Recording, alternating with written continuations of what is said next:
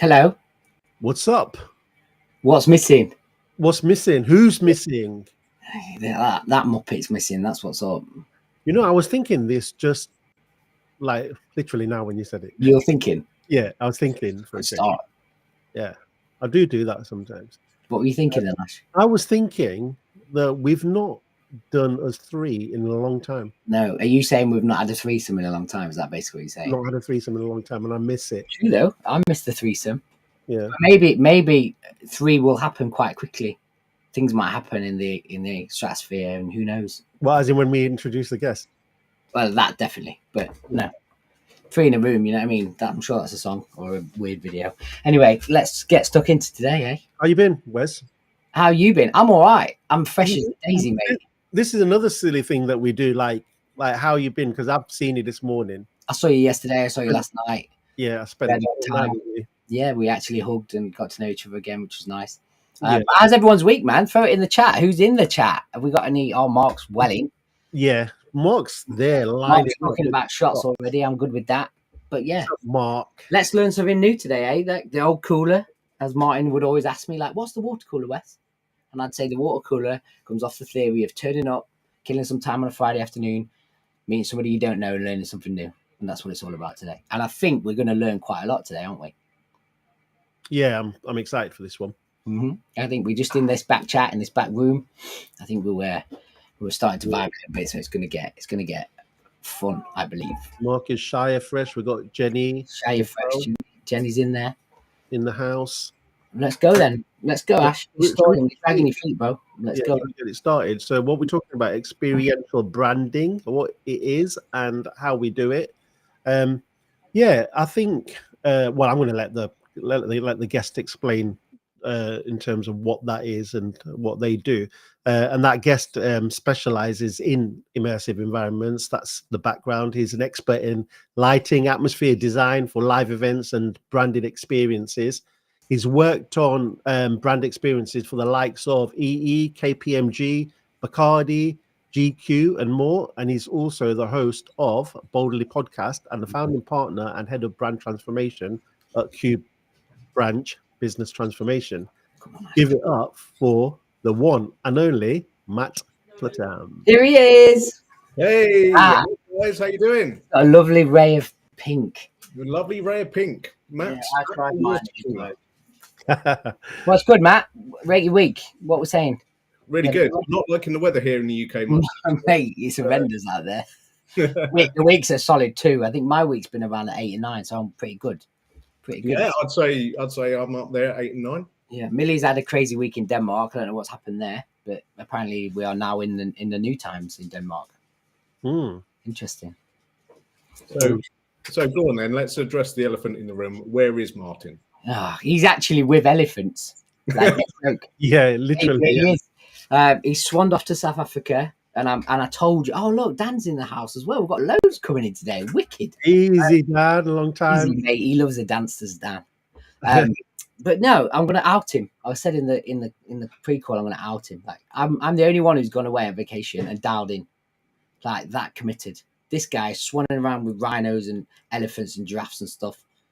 He sent us a video of him fit. Why didn't he? Like he could have shared that with all you guys, couldn't he? Could have done a little live, got an elephant in the background. I know. Selfish. Mr. Trick. Selfish, mate. Anyway, let's forget Let's about get into you though, Matt. Let's get into it, man. Like, let's start about. You do an introduction about yourself. Yeah, you've got a wonderful journey. Yeah, yeah. And let's talk about that. So I'm Matt. Now I'm one of the founding partners at Q Branch, and I head up brand transformation at Q Branch. But I didn't come into brand like so many did through a sort of graphic design route or through copywriting or one of those. I came completely different way. One that I think is a bit unique, but as well, without wishing to sound like Liam Neeson, has given me a set of particular skills that I bring to the party.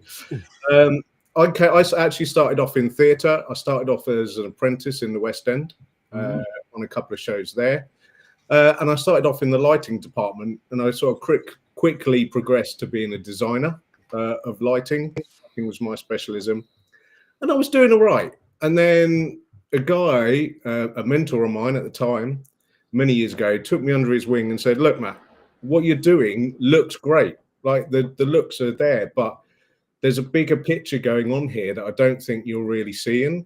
And that is that what we're doing is trying to connect an idea and sell an idea to an audience, right? And all the tools that we see, lighting, sound, set, script, storytelling, all the rest of it, all those things all come together in like a pot of fusion to actually connect psychologically with the audience, to tell a story, to make them feel something, and to lead them on a journey. And that sort of really struck me, particularly the psychological side. I love that bit. And when something sort of sticks for me, I like to go away and really geek out on it. So that's what I did. I geeked out on the psychology of it, and particularly my side in the lighting. But I sort of kept an eye on everything because I thought it was super interesting. And that did set me apart a bit in the industry. It gave me my differentiator, if you like. And I started to get headhunted to go and do brand launches and stuff with bigger brands and corporates rather than the theatre, which is where I started to come into contact with wonderful people like brand strategists working in these companies. And I started to geek out again. I was like, now that's really interesting. Like that's even an upgrade on what I'm doing here. Like that's super interesting. So that's been my route really. And there's been, some funny stories on the way, which I'm sure we'll dig into a bit as we go through. But that's my background. So when you moved from the West End theatre land to working with brands, was it events that you were doing or started off doing initially? Yeah, it was particularly events. So I was brought in to oversee the lighting side. There would be an events company who would be brought in by the brand, and the events company would hire me to go in specifically as a designer for lighting. And I'd work with like a close team of like experiential designers to translate the brand story, if you like, into an experience that they're sometimes it was for the brand's clients, sometimes it was launching a product. Quite a lot of the time, actually, with the bigger brands, it was for the people inside the brand that they needed to sell the story to the team within the brand as well. So a lot of internal sort of activation and promotion stuff. I was going to ask that question, and I know we've spoken in the past, but I've never actually asked you this. But how do you tell a story with light? See, it might be obvious, but you tell us. Yeah, no, it's not. So there are loads of ways that light affects how we think and feel that happen totally at a subconscious level. So a good way I can sort of explain that is you feel different on a sunny morning than you do on a miserable rainy one. And a lot of that actually, like that is a little bit to do with temperature and things like that. But a lot of that is the quality of light, and particularly the color temperature of the light. Like it's really sort of ingrained into our sort of caveman psyche that light really affects us in some quite deep psychological ways. So when you understand those effects, you can use them to manipulate how people feel. Totally. And the same, and a lot of it does link to graphic design. Like, you know, we can use lighting, coloring light in the same psychological ways as you can with brand image and color. So yeah, intensity affects how we feel, color temperature, color, light and shade, contrast. Like I know in a sort of live event space, I can make a brand feel twice as sort of luxurious by increasing how much contrast there is between like dark space and the product. Wow. Like, it's quite mad. Yeah, and this is a general question with brand generally, right? Like, how do you measure these things? So, you know, you just I was going to say that. Like, how do you measure the success of a like story? Let's call it that. You know, like. Yeah, so it's all ingrained together with the other departments, but it's funny because, like, with the experience, the ROI that I get in the lighting terms is actually looking at the face of the audience and seeing their reaction, because like you can see the shift, you can see the shift, and you know, you get a standing ovation at the end of a gig or a show or whatever. You know, you've affected that audience on quite an emotional level. Yeah. So in the moment, you're kind of doing real-time analytics, if you want. Yeah, I guess it's like a DJ, right? You read the room and you can exactly that. Yeah, exactly that. Okay. Yeah, interesting.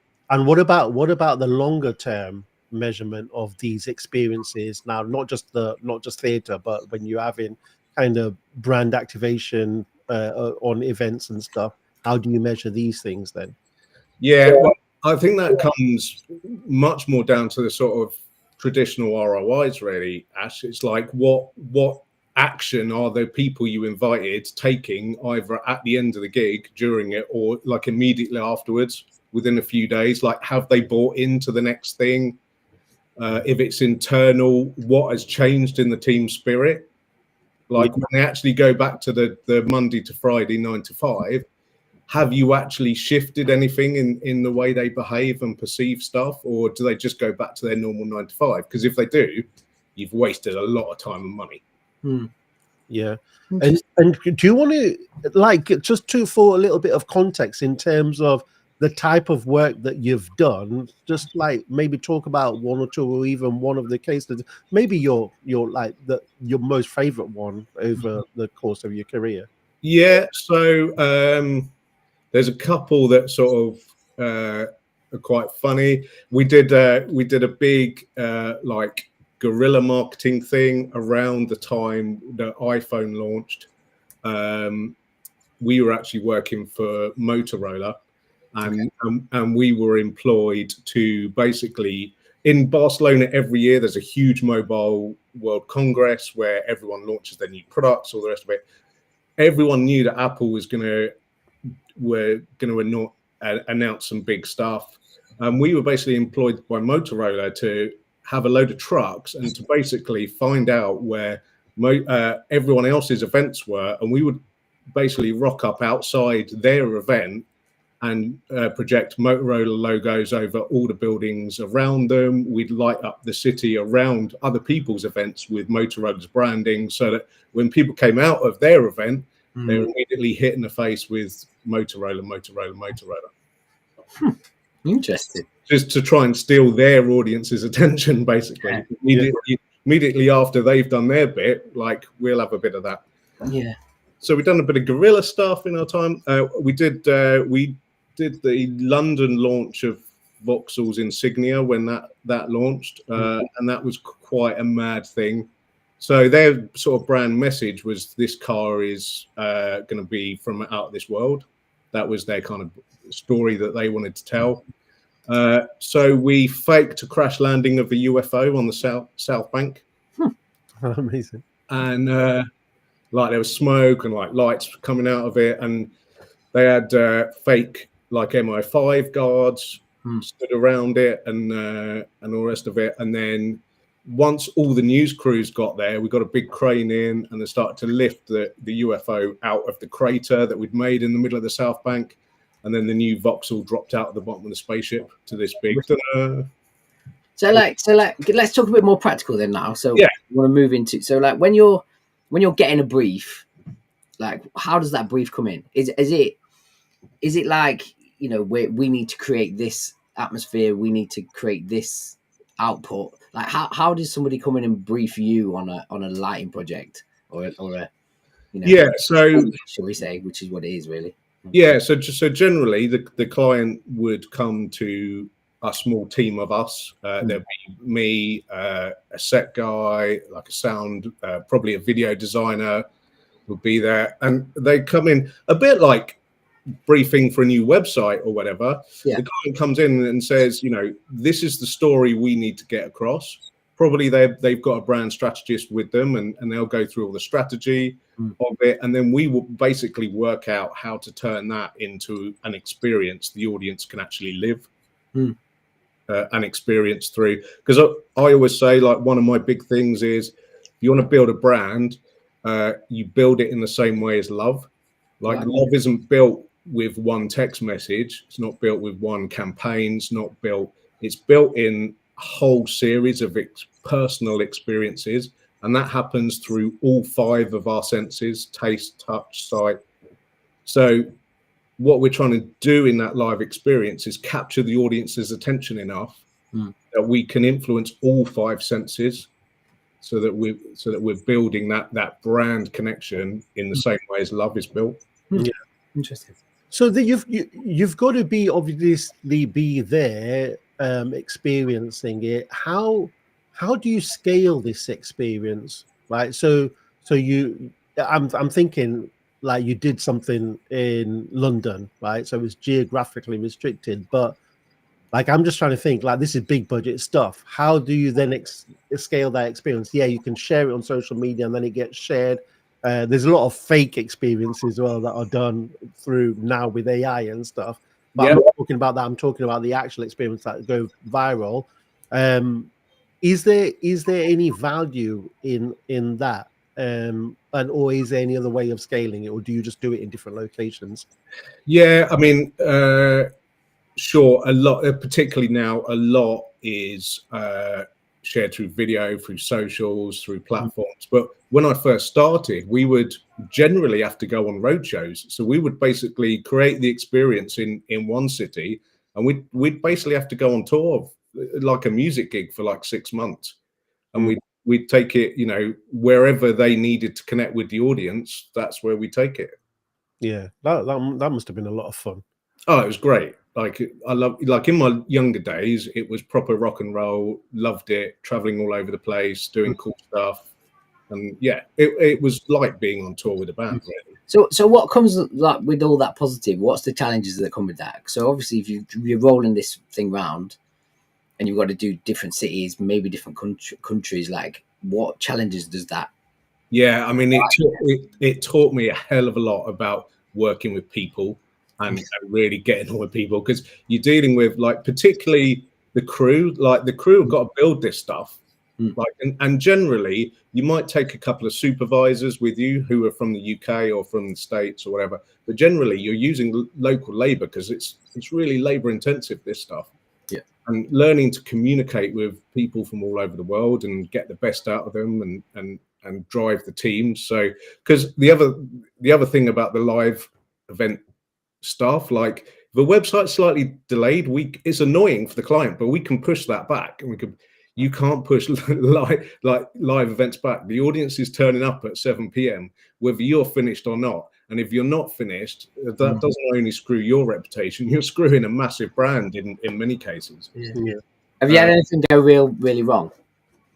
Because as an audience, we wouldn't know if it's right or wrong, would we? So we'd be like, no. So there are things that, you know, have gone wrong, and it's really annoying for us, but you know, the audience wouldn't really know. No. We did a massive launch of a gas refinery in the Middle East, which went, like, seriously wrong. But because at that level there's so much money flying around, it's like, what do you need to fix it? Well, I need loads of people to fly out from the UK with loads of equipment in hand luggage, and you need to basically pay the excess luggage on that, which was hundreds of thousands. But they're doing it because, you know, at that level the money is less important when you're working for the king, Definitely. as it were. But all these things, I mean, one of the things I do want to get across is that we're talking now about massive budget stuff, and that's cool and it's fun and it's rock and roll. But the same principles apply to a tiny solopreneur brand. That would be my next question. Yeah. Like it really is. It's just you haven't got the cash, but this isn't about cash. This is about strategies to connect an idea, a product, or whatever to humans through their senses, and it's about working out how to do that. And you can do it on a tiny level. Like you can do it at a networking event. Before we go into the stuff that you've done for the smaller businesses and even maybe solopreneurs, because that would be an interesting one. Mark's got a question here. Yeah. Has there been happy accidents? Has there been any happy accidents? Anything that you didn't plan for, and actually you just claimed it? Like, yeah, that I meant that. Definitely. Do you know what I mean? Yeah, loads. Like sometimes stuff, particularly in a live situation. Like, let me have a little think about that. There's probably a couple of cool ones that I can bring. And by the way, if there are any things that you think about later, this will be add them to the chat, and then just go back to the chat. Cool. And then also there was a question from, I don't know if this will all appear. So Stanley Muck, is it candleless or candleless? Was he a pioneer in all of this? Have you come across him at all? No, I haven't actually. Good old Dan throwing us a curveball, eh? Yeah. Cheers, Dan. Let's Google him anyway. We'll just Born in 1897. Wow, 1897. 1897. So yeah, a little bit before my time, Dan. Probably started well early, that love. I mean, how did he affect light in 18? Like it was just a fire, a bonfire, and some candles. I think that's probably why he got his name. It must have been candles. Yeah. Let's light a fire. Yeah. Jenny's shouting at me across the office. She said he's the father of lighting design, apparently, but I had no idea. Because that was one thing for me. I didn't do college or university or anything. There was no such thing for my industry at the time. There is now, but I just learned on the job as I went. So moving into the because there's a lot of brand strategists out there that will work with smaller businesses. Can you give us an example of a small budget job that you've done and how you've also got that signed off as well? Because it's usually about the visual identity. We know it's all about, sometimes about performance marketing. How do you persuade a company of a smaller size to say, we need to do this for the experience stuff for the long term? Yeah, so I think the first thing to do is let's talk about what does experience actually mean? And it's every way that a human experiences our brand, right? So and that human could be someone who's going to buy from you, a customer, someone who works for you, internally. It could even be an investor, but any way that they experience your brand personally is experiential branding, right? So it doesn't have to be big flashy light shows. It doesn't even have to be in a live arena, right? You can manipulate experience of how your product's delivered. Like we all love an unboxing video on TikTok, right? That's experiential.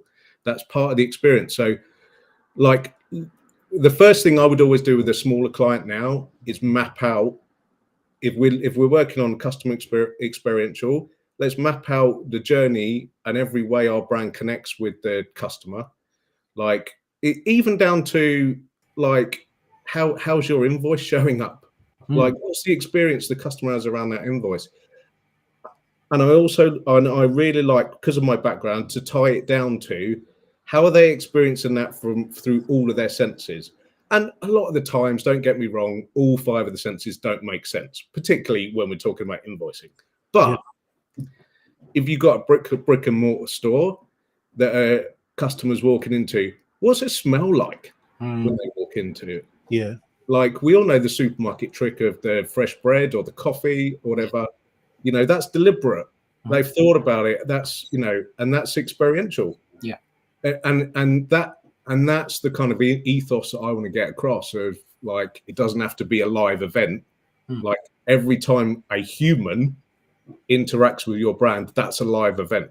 Yeah, interesting. So like, let's deliberately try and shape that experience, because that's actually how you'll build brand faster than anything. Like, brand is built through like neuroconnectors between elements of our brain. So if we can connect on more than one level, so more than visual, more than touch, more than audible, the more ways, more senses we can connect, the stronger the brand recognition is, recall is, in every way.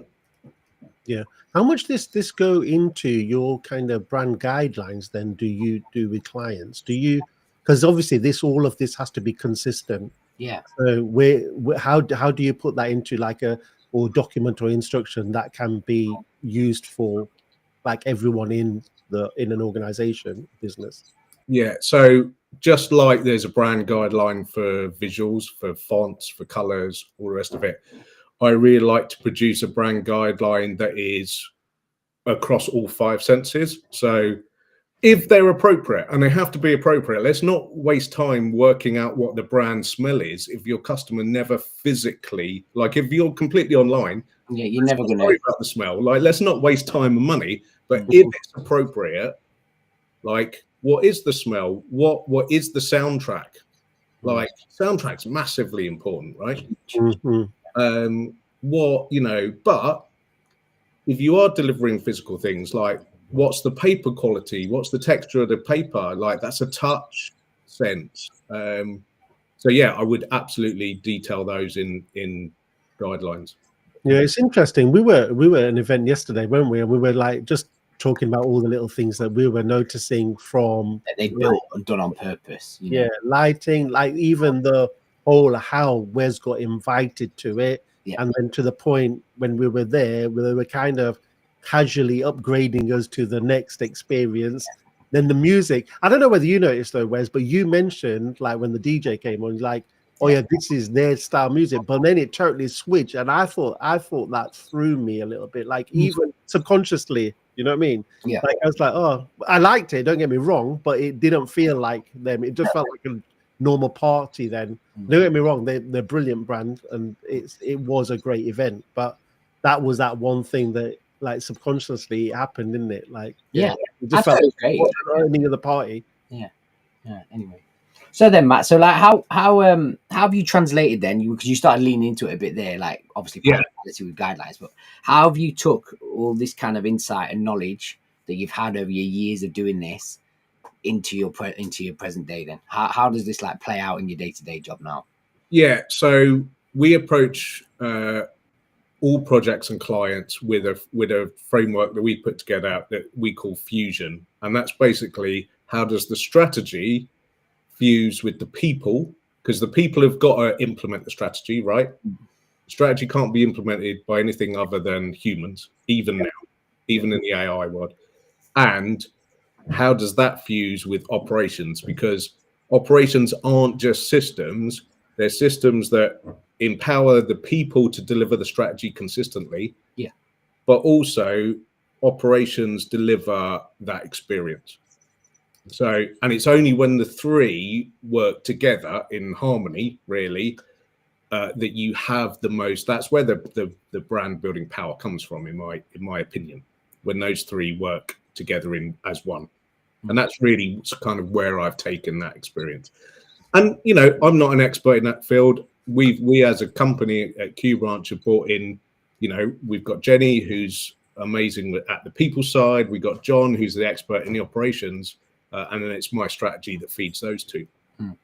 Yeah, you could say I was talking to an ops guy this week in the hospitality sector, and I think we're going to collaborate on, because I saw him as like the activation piece of a brand, right? Exactly. If he's on my side and he gets it, and then he's then putting the strategy into action through people, through process, through product, whatever it is. You know, we're a winning team at that point. And I think you were saying that in a pre-call. Like it's a similar experience for me at this point as well, which I think is a new way of looking at this thing called brand. Right? It's makes it more tangible, more practical. Exactly. A brand, like the brand, only lives and it only grows when it connects through people who have got systems and operations to deliver it in a consistent way. Yeah, definitely. So we talked about all of the good stuff that we should be doing. What are kind of common mistakes that we should be looking out for, or you feel that people make when kind of brand building in this way? Yeah, so for me, the big one is the inconsistency. You touched on one there, Ashley. You experienced yourself in a live event, and for me, anytime that kind of disjointedness happens in your subconscious, particularly on subconscious level, it creates a trust gap. And people fall through trust gaps, and it's very difficult to get them back. You get enough of them, and you know they aren't coming back. So it's really for me, trust comes from alignment of making sure the promise you're shouting about, and you've got to shout about your promise to build a brand, but everything else has got to match. And the point where it doesn't match is where you get mistrust, and frankly, you could be shouting anything; it doesn't matter anymore. So that's an interesting one. So to you, what is define promise like in terms of in relation to brand? What is it, and who does that ultimately sit with? Yeah, so that's really interesting. So for me, brand promise is anything the brand either says that they are going to deliver, right, or suggests, all right, and that's probably even more powerful, that they imply that they're going to deliver. So, like, for instance, you could shout about the fact that your brand promise could be shouting that you are customer centric, right? But then if the experience of your day-to-day operations is that actually everything's been built to make the business's life easier, then that's a mismatch of brand promise against reality, and that's a trust gap. It's interesting when we start throwing promise around. Like I remember being on a call with Martin Numia once, and he was like, we should never really think about brand promises, and he just said it so flippantly, and he was like, because promises can be broken. And I've never really I've always wanted to kind of challenge people that bring promise to the party, because I'm like, I actually agree with what Marty said. Like, yeah, yes. Do you want to expand on that, Wes? Because I know we've had this conversation about brand promises. Like, what did Marty mean by that then? I don't know if it was just a flippant, I don't even know if he stands behind it, but it just came up in conversation, and he was just like, but promises can be made, promises can be broken. So we shouldn't promise anything that we can break, right? And I think at the moment I'm just ad-libbing to him now, but I think the moment, from my personal opinion, is the moment you make a promise, it's almost people are waiting for you to break that and ready to catch you out. You know what I mean? Like, oh, but you said this. You know what I mean? They're almost pouncing on you. And I was thinking, I wonder if he means explicitly, which is true, like you shouldn't be doing things explicitly. Yeah. Versus the other side, what you were talking about, Matt, is the suggestion, because we're always suggesting something, because everything is intentional, everything's strategic, planned within the four walls of brand and marketing meetings and teams, right? And then when you plan something, you're obviously suggesting that. Then, like, if you start being inconsistent at any point, then you're actually breaking those suggested promises. Then, yeah, it's really interesting actually, and I sort of do agree with Marty on that. Is like, but the thing I agree with is let's not make a promise that we can't guarantee we keep, because that is where the danger is. The interesting thing, I think, like that mentor that I was telling you about earlier, who sort of took me under his wing early on, said, sort of got me to understand, and it changed the way I sort of looked at audiences, was communication. Communication and its power isn't in what we say, it's in what they hear.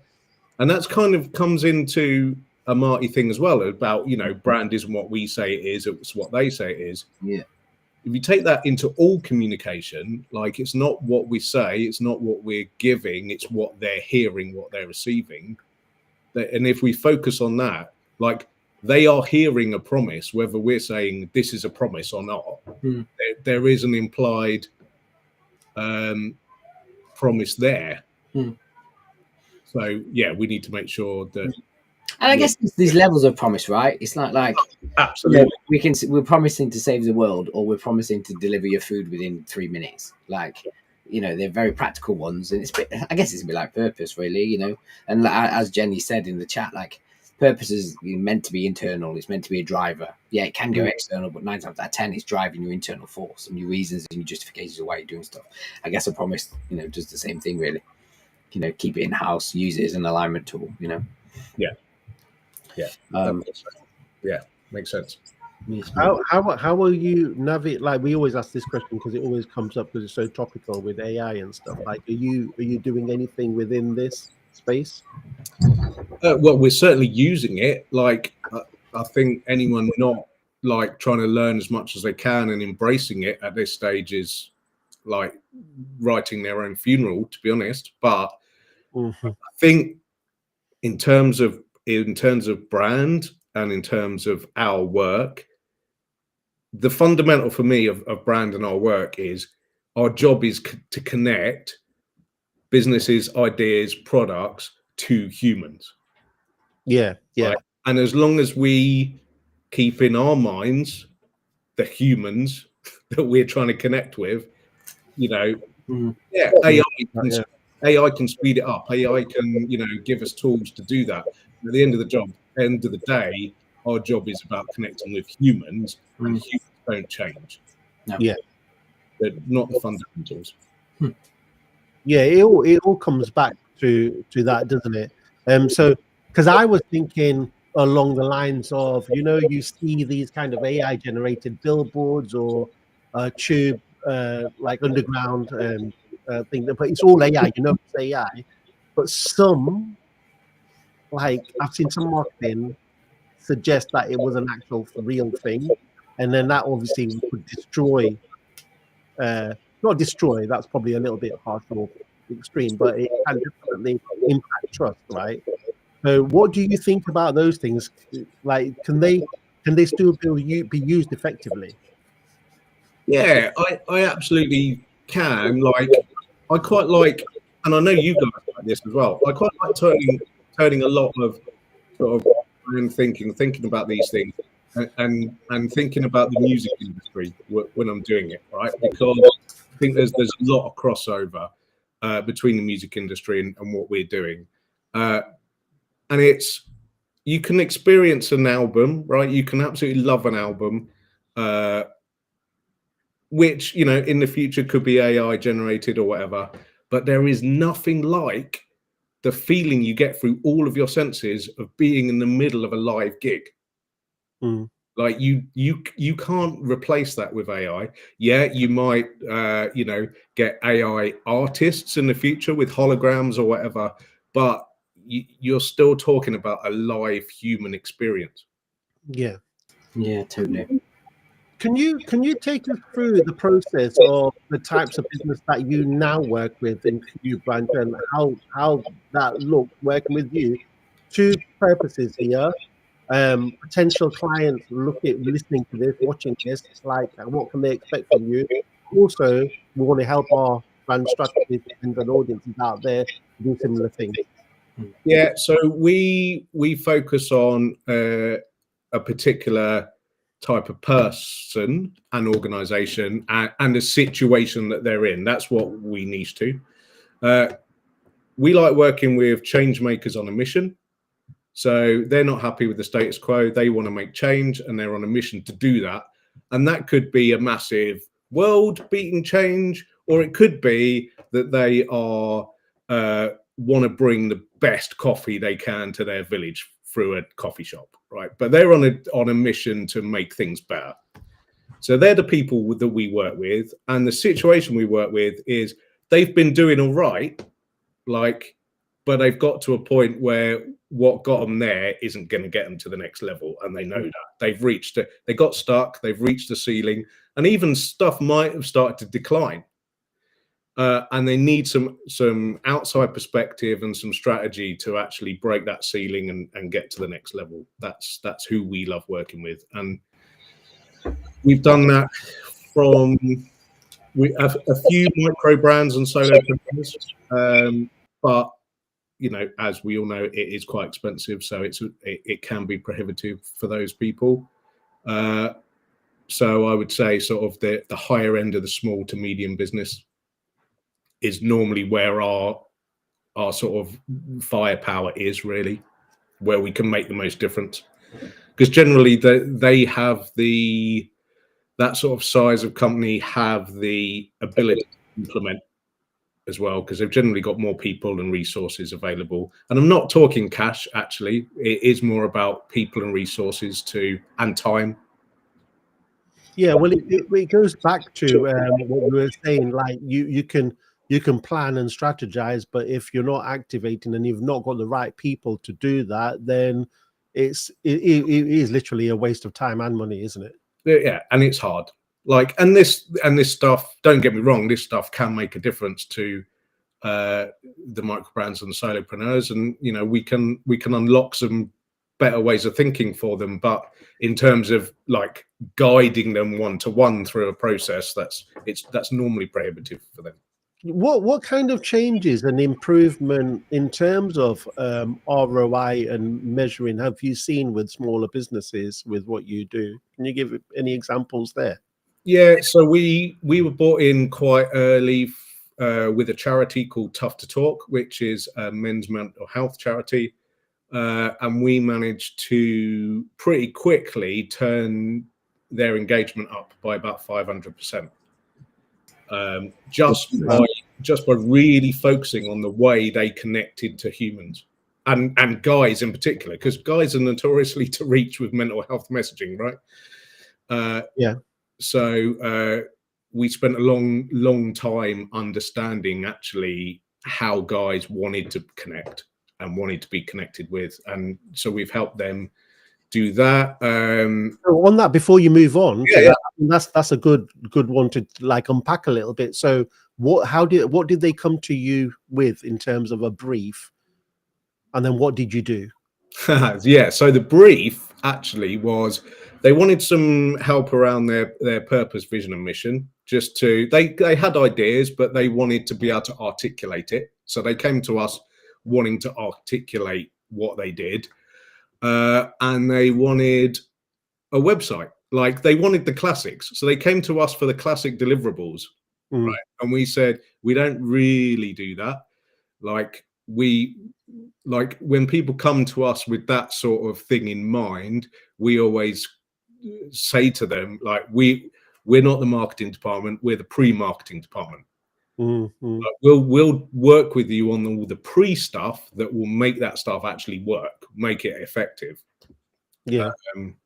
And the larger part of that journey was around messaging and connection. Yeah. So just to again dig deep a little bit there, when you talk about pre-marketing, it's the foundations that will maybe shape the marketing and other communications, right? So absolutely, and we can output a marketing strategy at the end of it if that's what people want. But I would rather move you on, like introduce you to a team that can do that if you haven't got any in-house marketing. Yeah. It's not our realm of specialism, but we will put together all the structure that will make that more effective. Yeah. The one metric that you spoke about then when you talked about that case study was the engagement went up to 500%. Obviously, they didn't come to you and say, we want our engagement to go up to X amount %, right?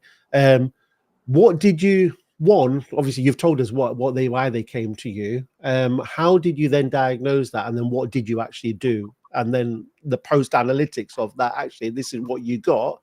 And how did that impact their business? Sorry, there's a lot of questions there. So yeah, no, it's fine. So they came to us for what they came to us with, and through lots of conversations with the founder of the charity and things like that, it was really an education piece around actually the biggest roadblock we've got here, like, isn't your website or whatever. It is the fact that men are notoriously hard, and you're struggling to connect with them on matters of mental health.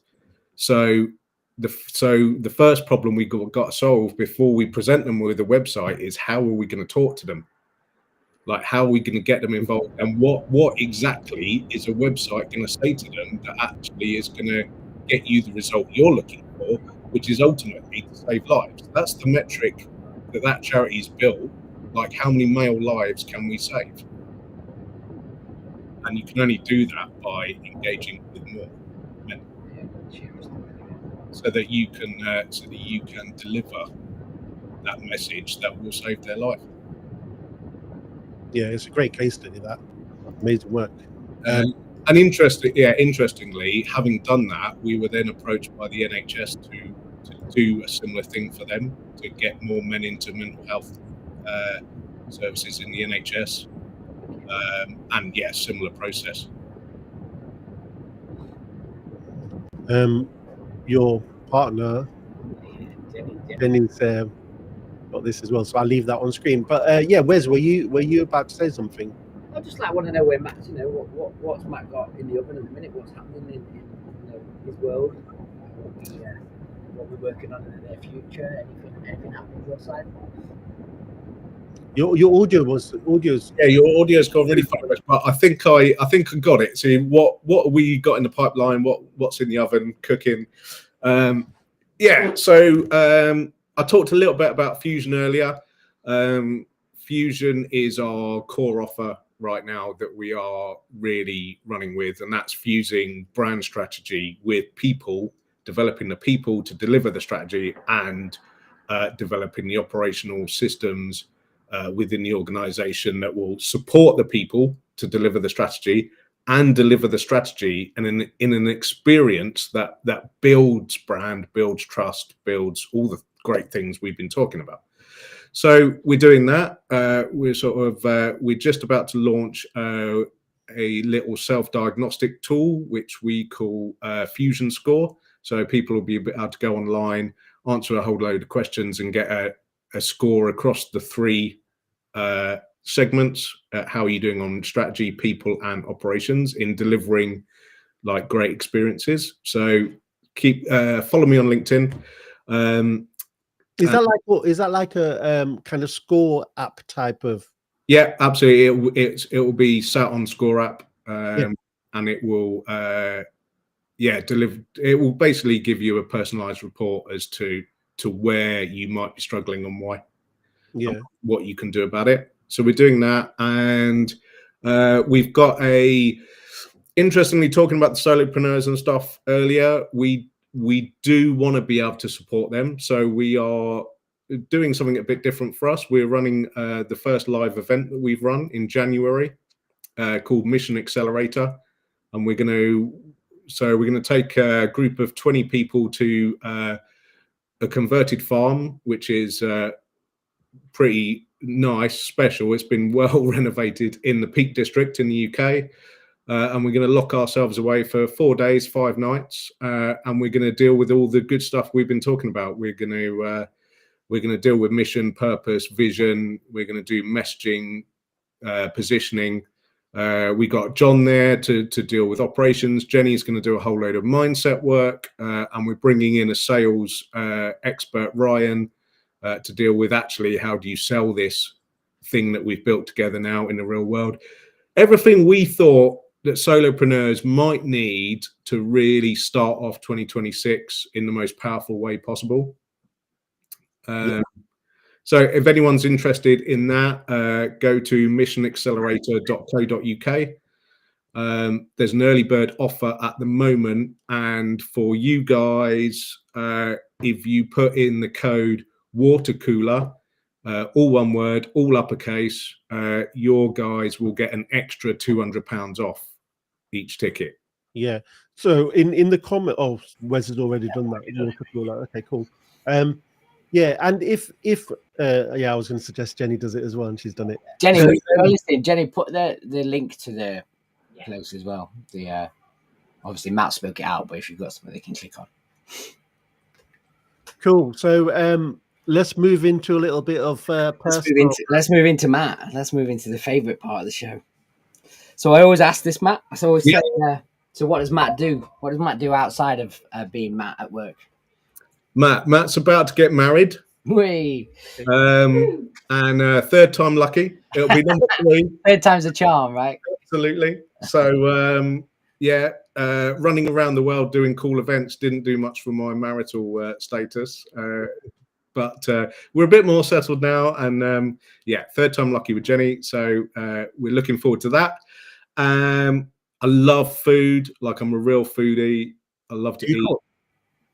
I love to cook. Yeah, I love to cook. We love eating out. We just had a horrible gig. Actually, we got asked to judge the Marketing Derby Food and Drink Awards this year. So we've been rocking around Derbyshire eating curries. So we're presenting that next week. Amazing. So that's not a bad job. So hard job, but someone's got to do it. Yeah. So it's really cool. We're between me and Jenny, we got 3 teenage girls between us, so that keeps us pretty busy and run ragged. You got any guilty pleasures that you don't tell anyone? Yeah, well, it's going to come down to food again. Like, it's got to be cheese. Really? Yeah, like cheese, probably cheese and red wine, to be honest. Yeah, I had a mate who loved cheese, and we ended up nicknaming him Mouse. He's wicked. So what do you sing in the shower, mate? What's your ballad? Oh, mate, that's the trouble with me. I'm so eclectic in my music tastes. It could be anything from Pantera to Stormzy to, like, you name it. It could be anything. The Clutter remix of something. Absolutely anything other than ABBA. Oh, really? Yeah. I think there might be some truth in that, Matt. That might be guilty pleasure. You know what I mean? Yeah, you think it's like reverse psychology? Yeah, exactly. Yeah. Have you got any questions for us, Matty? Like, this is Ash's favourite bit, so make sure he answers. But yeah, we like to ask our audience, just can they ask us a question, mate? You know, it's not all about you. You've almost died like 3 times. Oh, we're going to tell that story. I asked a question. I've got a question written down about some little inside theatre gossip. Okay, yeah. What am I going to ask you? Yeah, so what do you two do to approach experience with your clients? Like, what line do you take? Like, is it important to you guys? Yeah, massively. Like, massively. I think most brands I've worked on, I try and find a dig or find an opportunity to stand out, to differentiate. And I hate using those words, but it's true. And in some instances, you can find a niche where we had, like, Stefan on a couple of weeks back, where you can sometimes lean into something that's not expected in your industry, in your sector, that really makes you stand out. You know, yeah. I brought a Sonic into a bathroom brand, and a squeaky toy. Yeah, you know what I mean? So if we can use that to leverage and build a better presence in your customer's mind, then I think that's where we need to push it. But I think, like what you said before, with the bigger clients, it's easier. They've got more budget. They've got less risk on that budget, so they're kind of willing to entertain that idea. But I think you've got to have the right time, the right place. But experience is really, at the end of the day, brand is a perception, right? That's how I explain what brand is. Without using that word, it's the perception of who we are, what we do, why we matter, right? And that's how we aid that perception, is by delivering the experience. Yeah, and I think Wes uses this term a lot in workshops, is that we don't want stillbirths, meaning that basically we don't want to just do the strategy. Like, if there is no intention to do the execution afterwards, or not even intention, not if you haven't got the budget or the resources, then we'd rather say no. And it is a brave thing to do, like saying no to like revenue coming in, but it obviously we have a vested interest in them doing well, right? Yeah. That is so. But I say that to most of my guys. I was in a meeting earlier, and I was just like, at the end of the day, you know, the irony is that I'm a brand, and if I don't perform, Exactly. I become a bad brand. So if you're not gonna work with me to bring this brand to life, and don't deliver that stillborn, then there's no point. Like, you know, you lose, I lose. When in reality, if you win, I win, and that's how it should be. You know what I mean? Yeah. So Absolutely. No, I totally agree. If you're just gonna like take the work we've done and stick it in a drawer, like, let's not bother, because That's right. Yeah. so depressing. Like, I'm sure that you two are like me in this, in that, you know, I pour a lot of my heart and soul and myself into my work. Like, it's also my passion. And for that passion to go and sit in someone's desk drawer or just end up as a slogan on an office wall, like, cuts me up. It's like, I don't want to do that work, you know. Yeah. it's hard. Yeah. Yeah, it's hard. It's hard when you've got, like, you think you've got the right client that does that, and then you know, 6 months down the line, you're still asking the same questions, and you're like, we've done the work, we've done the workshop, you have the strategy document, like, yeah, but I just can't. You know, I always get like, but from this one client, I can't deliver it like you do. I just can't. I just can't say it, and I'm like, just practice it. Like, just roll it, keep ad lib it, whatever you need to do. Like, you know, this is if this is your strategy, and you need to then position your business in the customer's mind in a certain way. When you're in meetings and calls, you have to work on that, because otherwise we're getting nowhere. You know what I mean? And I think there is a bit of fear in that sometimes. You know what I mean? But Yeah. Something you said a few minutes ago, where sort of jogged my memory a little bit as well. There is a good way, like the big brands do this, right? But it's a great way that smaller brands can leverage a bit of event and experiential stuff on lower budgets, and that's to piggyback off of something your audience already is experiencing. So, like Coca-Cola piggybacked the crap out of Christmas, right? yeah, Because the audience already inherently understand that experience, and they understand that experience through all 5 of their senses. So, like, it's got to align. Don't get me wrong. Like, it's got to align with the brand. But that is a good question. Like, what can we piggyback off of that our audience is already experiencing, already inherently understands, and can leapfrog us forward without us spending a lot on it. It's a great little hack. That, I think people in the chat should note that down and bring it into their everyday. I think if we can look at Definitely. happenings in our customer's mind, and it's got to be right, hasn't it? In our customer's world, our core audience's mind, then let's leverage that. It makes more sense. Makes total sense. Yeah. All right, man. Well, that's been an hour. Can you believe that? Wow, time Just flies. an hour with us. Yeah. Yeah. It's, and I'll let the viewers and listeners into a little secret. Last time the 3 of us got together, Jenny had to pretty much carry me back to the hotel room because it was the wrong side of a lot of whiskey. There's a term in the industry, Matt, and it's called "you got West." Yeah, I certainly was. always good times though. Always. It was good times. It was good times. It's been a pleasure, Matt. Thank you so much for spending the time. And where can they follow you? On LinkedIn? Yeah, drop me on LinkedIn, Matt Clutterham, also on Instagram, but mainly on LinkedIn. And I try and share something that I'm thinking about every day. So come and join in. Come and chat to me. Go for it. Good stuff. Wicked, Enjoy your weekend, Matt. Yeah, go. And you guys, and yeah, thanks for having me around the water cooler. I bet you're not going to eat any more curries, are you? I bet you. No, we've gone off it for a little while, actually. My guy. All right, man. Great. Be good. Have a great weekend. And, Nice to see you. Let's chat soon. All right, bud. I'll see you later.